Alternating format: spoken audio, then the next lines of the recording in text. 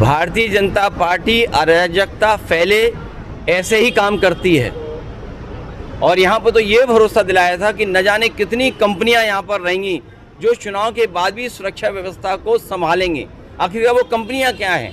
कहीं ऐसा तो नहीं कि 15 दिन की छुट्टी दे दी गई हो उनको।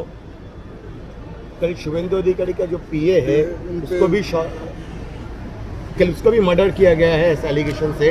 अब सेंट्रल फोर्स और ये विजिलेंस काम है, ये सवाल भी आता है। किसी के करीबी की जान जाना या पॉलिटिकल वर्कर के साथ व्यवहार होना और टीएमसी के पार्टी कार्यालय को जलाना, उनके कार्यकर्ताओं के साथ ये व्यवहार करना, ये जिम्मेदारी किसकी है? आप ये सिक्योरिटी देने की जिम्मेदारी किसने ली थी? इलेक्शन कमीशन, देश के होम मिनिस्टर। तो उन्होंने तो ये कहा था कि हम लाखों सेंट्रल फोर्स भेजी है। सुनने में आया 3 लाख से ज़्यादा यहाँ पर सेंट्रल फोर्स भेजी गई थी और एक पैरेलल स्ट्रक्चर क्रिएट किया गया था, पैरेलल स्ट्रक्चर। और उसमें बड़ी संख्या में यूपी के भी लोग थे, बड़ी संख्या में। और हमारी तो जानकारी में ये भी है कि बंगाल का चुनाव जो सेंट्रल फोर्स आई थी वो यूपी की आई थी, बिहार की आई थी। जो बॉर्डर्स थे वहाँ से खाली कर करके यहाँ लेके आए थे। जब यूपी में चुनाव होगा तो बंगाल की फोर्स, आसाम की फोर्स, नागालैंड की फोर्स, अरुणाचल की फोर्स जाएगी। सर, यहाँ पे बंगाल में पोस्ट वॉर वायलेंस देखा जा रहा है। बिहार में आज मंत्रिमंडल विस्तार हो रहा है, तमाम बड़े नेता मंत्री वहाँ पे शामिल हुए, लेकिन इस घटना को लेकर के सवाल लगातार उठ रहे हैं। कौन जिम्मेदार इसके लिए? नकारात्मक राजनीति कौन करता है? हत्या करके राजनीति कौन करता है? और बीजेपी पे सवाल बहुत हैं। आज जब हम और आप बात कर रहे हैं, नोएडा में ही एक की जान चली गई। नोएडा में एक भाई अपना पूछ रहा है कि मैं आखिरकार जान कैसे गई उसकी। सोचिए, भाई की जान ले ली गई। कौन है जिम्मेदार उसके लिए? आप तो यूपी से आए हो।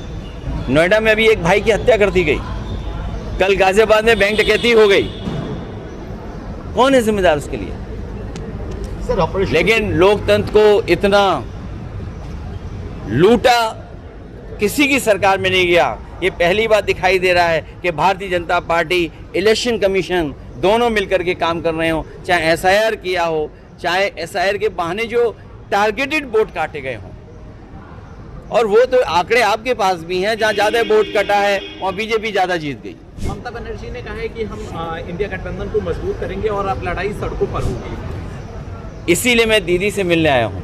বাংলার ভোটে তৃণমূল কংগ্রেসের হারার পরেই রাজনৈতিক সমীকরণে নতুন মোড়।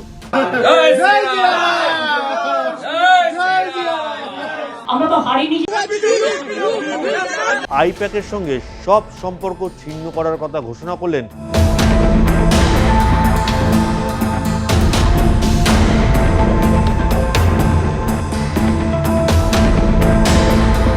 তৃণমূলের ভরাডুবির ঠিক পরপরই অখিলেশ যাদবের এই ঘোষণায় কিছুটা হলেও রাজনৈতিক গন্ধ পাচ্ছে দেশের রাজনৈতিক মহল।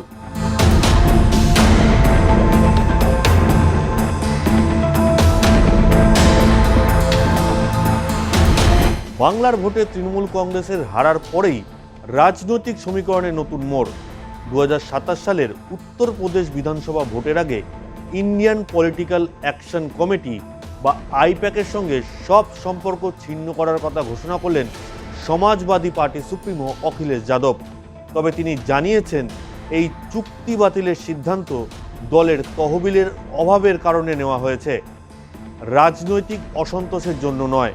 যদিও বাংলার ভোটের ফলে তৃণমূলের ভরাডুবির ঠিক পরপরই অখিলেশ যাদবের এই ঘোষণায় কিছুটা হলেও রাজনৈতিক গন্ধ পাচ্ছে দেশের রাজনৈতিক মহল।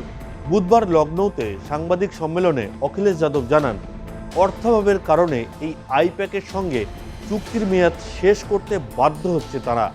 2027 সালের বিধানসভা নির্বাচনে যে সব আসনে কম ব্যবধানে হেরেছিল সমাজবাদী পার্টি, সেই আসনগুলিতে আইপ্যাকের সঙ্গে কাজ করার কথা ছিল। সেই চুক্তি থেকেই সরে আসলো অখিলেশের দল। এ বিষয়ে সাংবাদিকদের প্রশ্নের উত্তরে অখিলেশ বলেন, তারা কিছুদিন আমাদের জন্য কাজ করেছিল, কিন্তু এখন আমাদের কাছে পর্যাপ্ত তহবিল নেই। তিনি আরও বলেন, আইপ্যাকের সঙ্গে সম্পর্ক ছিন্ন করার সঙ্গে বিভিন্ন রাজ্যের নির্বাচনী ফলাফলের কোনো যোগাযোগ নেই। हाँ, हमारा संबंध था, कुछ महीने हमारे साथ उन्होंने काम किया, लेकिन उसके बाद हम काम नहीं कर पा रहे क्योंकि हम पे फंड्स नहीं है इतने। और अब हमने सोचा है कि जब जीतने वाली एजेंसी से ही करना हो तो जीतने वाली एजेंसीज के बारे में हमें लोगों ने बताया है कि बड़ी बड़ी कंपनियां हैं। मेरा दूसरा मोबाइल ला दो गाड़ी से। तो किसी ने मुझे जानकारी दी है कि कहाँ आप इन कंपनियों के काम करवा रहे हो, तो उन्होंने कुछ सजेस्ट किया है कि सर्वे करवाइए सी वोटर से आप। फिर एक ABM कंपनी है कोई, उसको रखिए साथ, उससे आप बातचीत करिए। फिर आपको अगर सोशल मीडिया और किसी के खिलाफ नेगेटिव नकारात्मक प्रचार करना है तो कोई 360 डिग्री करिए, कोई कंपनी है, उससे आप जुड़िए, मिलिए, उसको फंडिंग करिए आप। अभी एक दो कंपनियां और हैं, वो नाम अभी एक मोबाइल आ रहा भी, देखें आ रहा भी अभी, जस्ट हैंग ऑन फॉर सब है। इंडियन एक्सप्रेस ने लिखा है कि अखिलेश यादव बंगाल और तमिलनाडु की हार से इतना डर गए, नहीं नहीं, उससे नहीं। उन्होंने आईपैड से डील कैंसिल कर दिया। देखिए, आप भी चंडू खाने की गप पढ़ के मत आया करो। और हम इस वजह से नहीं हटाए, आपको सच बोलना है, सच तो बोलना ही चाहिए ना, सच तो सामने आ ही जाएगा। ऐसा हम पे फंड्स की कमी है, फंड्स की कमी है, फंड्स इतने नहीं दे सकते। তৃণমূল কংগ্রেস এবং ডিএমকের সাম্প্রতিক বিধানসভা নির্বাচনে ভরাডুবি অখিলেশ যাদবকে নতুন করে ভাবতে বাধ্য করেছে। বিশেষ করে পশ্চিমবঙ্গে মমতা বন্দ্যোপাধ্যায় নিজের কেন্দ্রে পরাজয় এবং তৃণমূলের শোচনীয় হার আইপ্যাকের নির্বাচনী কৌশলের ওপর ভরসা কমিয়ে দিয়েছে। সপা সূত্রের খবর, এই নির্বাচনী ফলাফলগুলোই ছিল কফিনের শেষ পেরেক। আইপ্যাকের পরামর্শে লড়াই করা দলগুলি প্রত্যাশা অনুযায়ী ফল না পাওয়ায় তাদের কার্যকারিতা নিয়ে সংশয়তা তৈরি হয়েছে। গত এক দশকে ভারতীয় নির্বাচনে গুরুত্বপূর্ণ ভূমিকা পালন করেছে ভোট কুশলী থেকে রাজনীতিবিদ হওয়া প্রশান্ত কিশোরের প্রতিষ্ঠা করা আইপ্যাক। 2017 এবং 2022-এর বিধানসভা নির্বাচনে টানা হারের পর অখিলেশ যাদব তাঁর প্রচার কৌশলে কর্পোরেট ছোঁয়া আনতে চেয়েছিলেন। তৃণমূল সুপ্রিমো মমতা বন্দ্যোপাধ্যায়ের পরামর্শে তিনি আইপ্যাকের সঙ্গে যোগাযোগ করেন। গত জানুয়ারিতে কলকাতায় এসে চুক্তি চূড়ান্ত করার পর উত্তরপ্রদেশেও কাজ শুরু করে দিয়েছিল আইপ্যাক। কিন্তু হঠাৎ সম্পর্কচ্ছেদের পিছনে আইপ্যাকের সহ প্রতিষ্ঠাতা বিনেশ চান্ডেলের গ্রেফতারির অন্যতম কারণ বলে মনে করছেন বিশ্লেষকরা। গত এপ্রিল মাসেই কেন্দ্রীয় সংস্থা ইডি পশ্চিমবঙ্গে কয়লা কেলেঙ্কারি সংক্রান্ত আর্থিক তছরূপ মামলায় গ্রেফতার করে তাকে। তদন্তকারী সংস্থার অভিযোগ ছিল হাওয়ালার মাধ্যমে বেআইনি টাকা আইপ্যাকে লেনদেন করা হয়েছে। যদিও এই ঘটনায় তিনি জামিন পেয়েছেন ইতিমধ্যেই, তবে এই ঘটনা সংস্থার ভাবমূর্তিতে কিছুটা হলেও কালিমালিপ্ত করেছে বলে মনে করা হচ্ছে। তদন্তে দাবি করা হয় একটি হাওলা চক্রের মাধ্যমে কোটি কোটি টাকা আইপ্যাক পরিচালনাকারী সংস্থার কাছে পৌঁছে দেওয়া হয় এবং সেই অর্থ সম্পূর্ণভাবে অবৈধ। অখিলেশ যাদব শাসক দল বিজেপি এবং নির্বাচন কমিশনেরও সমালোচনা করেছেন। তিনি দাবি করেন যে উত্তরপ্রদেশে 2024 সালের উপনির্বাচন একটি বহুস্তরীয় নির্বাচন মাফিয়া মডেলের প্রদর্শনী। তিনি অভিযোগ করেন যে এসপির ভোটারদের, বিশেষ করে মুসলিম ও যাদব সম্প্রদায়ের ভোটারদের পরিকল্পিতভাবে ভোটাধিকার থেকে বঞ্চিত করা হয়েছে। তার কথায়, মমতা বন্দ্যোপাধ্যায় যা মোকাবিলা করেছেন আমরা 2022 সালে তা সহ্য করেছি।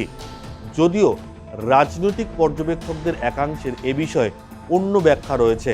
তাঁদের মতে পশ্চিমবঙ্গ এবং তামিলনাড়ুর শাসক দল তৃণমূল এবং ডিএমকে সদ্য সমাপ্ত বিধানসভা ভোটে আইপ্যাকের পরামর্শে এবং রাজনৈতিক ব্যবস্থাপনার ওপর ভরসা রেখে লড়তে গিয়ে মুখ থুবড়ে পড়েছে।